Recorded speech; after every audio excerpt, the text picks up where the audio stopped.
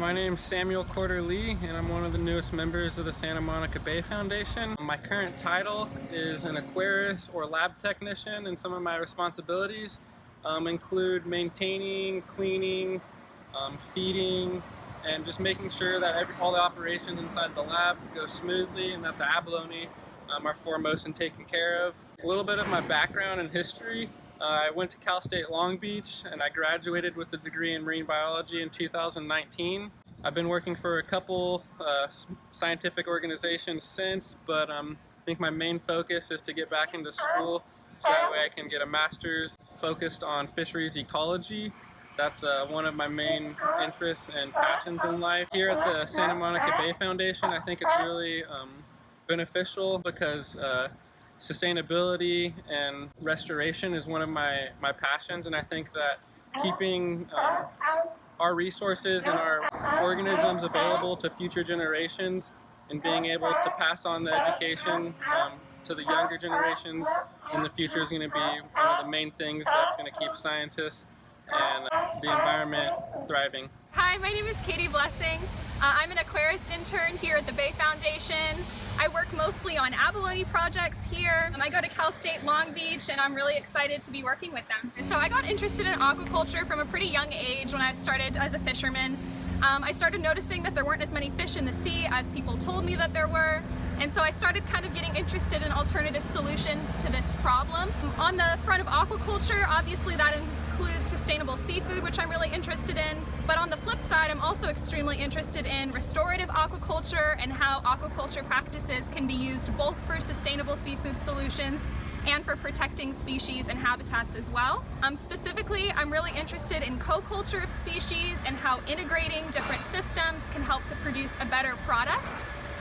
In the future, I would love to kind of take that passion for the combination of protected species and sustainable seafood further, maybe open an aquaculture farm myself or work for a place that shares those same values.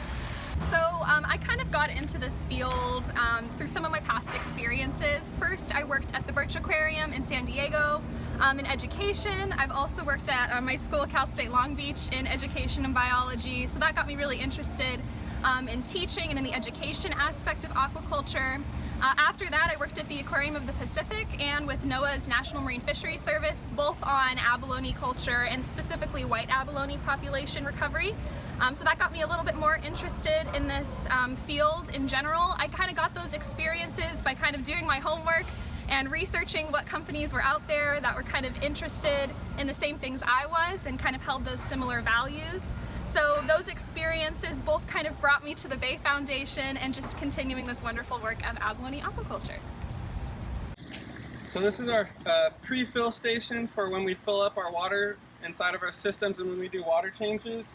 There are two main components to this system right here. We have our pump, which sucks in water from the harbor. We have a pipe that goes down below, down there, and it has a screen on it so we don't suck any fish or any big objects up. And then it goes through this pipe right here into this bag filter, this can filter, and we have a 100 micron filter net inside of there where we can separate a lot of the harmful or organic materials that we don't want to put into our system. So this is really useful for making sure we put clean water into our system and making sure that we abide by all the safety and regulations. So this is our sump right here, our sump combined with our bioreactor. This is the main mechanism of our biological filtration for our system set up above here. But down below here we have our sump, which is very common in aquaculture and aquariums. Kind of acts as a buffer so that way you can regulate your water level and not worry about overflowing your tank or such. But it also allows us to fill directly into the sump instead of filling into our tanks, which is a lot safer and cleaner way to have your filtration system. So here you can see we have our fill pipe. If you track this pipe, it goes all the way back to the fill station, which I previously showed. And through this pipe, we can control the amount of water we put into our system. Typically we have a set level, so the level you see at inside the pipe or inside the sump right now, we try to keep the tank level at this consistent level. You can see the algae level growing on the walls, so that's a good sign that it stays pretty consistent. But this is where we fill our system up, and we typically do water changes 2 to 3 times a week to try to maintain healthy water quality. Attached to our sump, we have these 2 additional pumps right here. These pumps are the main pumps that circulate the water in our system. So, like all systems, you need circulation to prevent stagnant water and bacteria growing. So these are the main pumps we use to circulate our system. They have a pre-filter screen to prevent any rocks or algae or kelp from getting sucked into the impeller and ruining the pump, similar to the one in the front. Right after our 2 pumps, we have our additional 2 can or bag filters that we use to screen a lot of the organic material that gets sent through our system. These are 100 micron filters in each of them. Another thing I forgot to mention is we have two pumps and 2 filters, even though they're connected through the same line.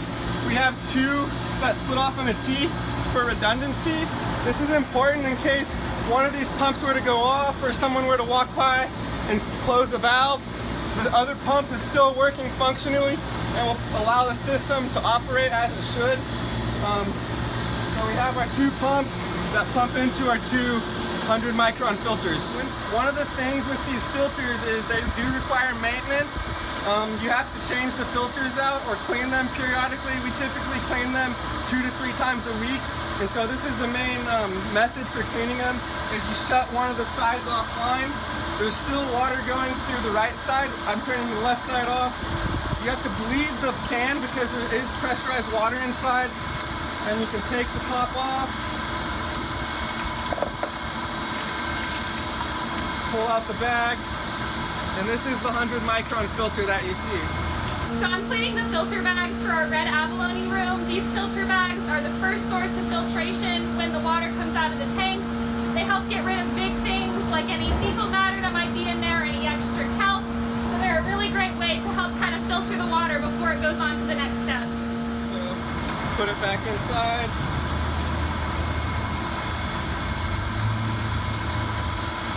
Put the top back on.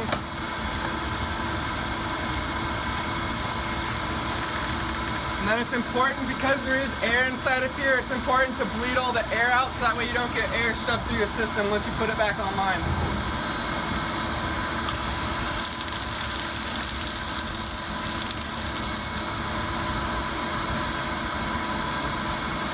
Another mechanism of our filtration system is we have our 2 bag filters, and then we also have this large cylinder over there, which is called a protein skimmer.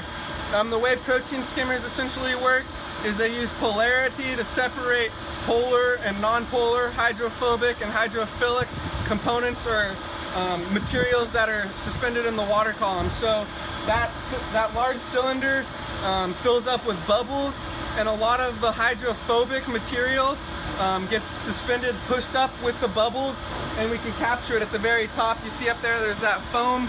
That's a lot of the hydrophobic organic materials that are in our system. They get pulled out through the bubbles. And so you can see we have our filter that goes here, and then you can follow the pipe. Some of the water gets directed to our UV sterilizer, and some of the water gets directed back into our protein skimmer. And then essentially it all gets dumped back into our sump.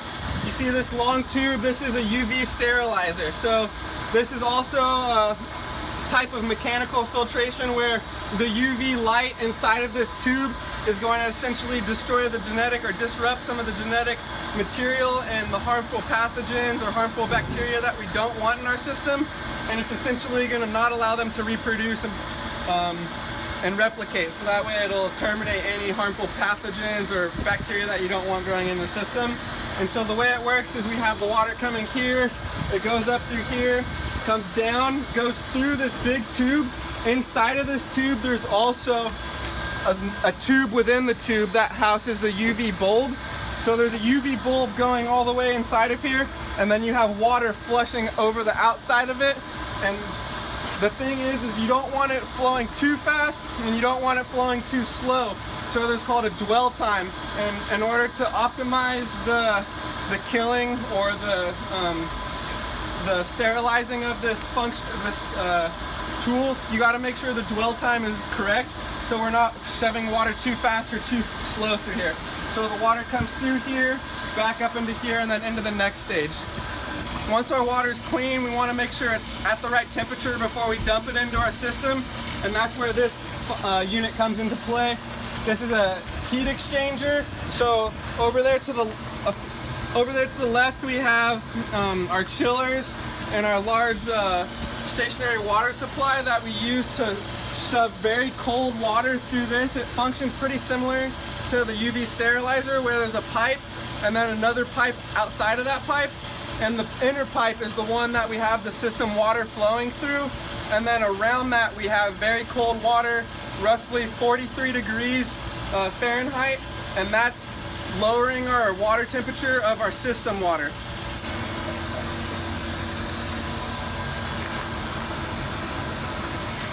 So here, after the water goes through the heat exchanger, it goes through this pipe right here. It's still powered by the two pumps I showed you in the beginning. Goes through here, this pipe right here, across, and then back into the room to be dumped into the tanks. I covered everything outside, and now we have the inflow pipe coming through the wall, and this is where it comes through on the inside of our lab. This is chilled, cleaned, and filtered water ready to be dumped into the tanks. So you can see here it comes through the wall, it goes up, and it tees in two directions. This tee covers these tanks, top and bottom. In addition, this side covers these four tanks, top and bottom, as well as the four troughs we have on the wall over there. As I mentioned, our chilled and cleaned water comes through the wall and it tees off into the tanks over there, and then these additional four tanks. This pipe right here, this 2-inch pipe, is the pipe that has the cleaned and chilled water. You can see we have it teed off in various places where this pipe goes and takes care of this tank, whereas this pipe on the other side takes care of the other side. And so on each 2-inch pipe, we have it going across the length of each tank, and then we have additional 1/2-inch piping with valves to control the water flow going into each tank. So as you can see here, we can use the valves and the piping to change the angle and the velocity of the flow going into each tank. We have the clean and chilled water going into all of our tanks, but we want to make sure that we don't overflow our tanks, so we have to have these stand pipes or outflow pipes right here. We have meshing around the top to prevent any of the abalone from being sucked inside of them. There's orange meshing as well as black meshing, which is a little bit more rigid behind it.